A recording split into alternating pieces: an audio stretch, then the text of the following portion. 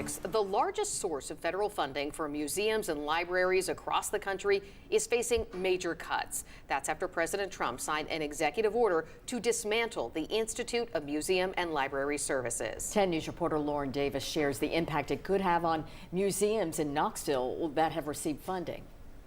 Brittany, Robin, President Trump signed an executive order last week dismantling 7 independent government agencies.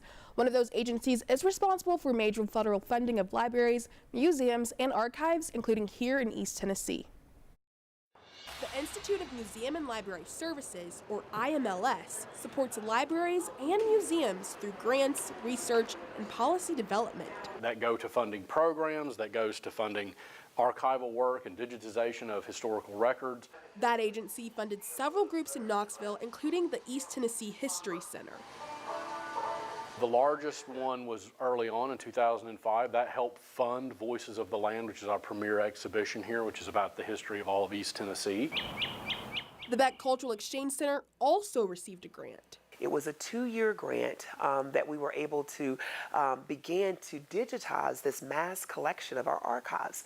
Moreover, it was an opportunity for us to really begin to comb through the items that speak to urban renewal, which the museum president says sparked important conversations. It seeded us to be able to really have this in-depth conversation and academic study about what urban renewal was in Knoxville and the impact it left, and today. That's why it's important to not rely solely on one organization for funds. You can't just rely totally on grant funding from any level, not just the federal level or the state level. But no matter what happens, they'll still keep going. The order won't limit what we do.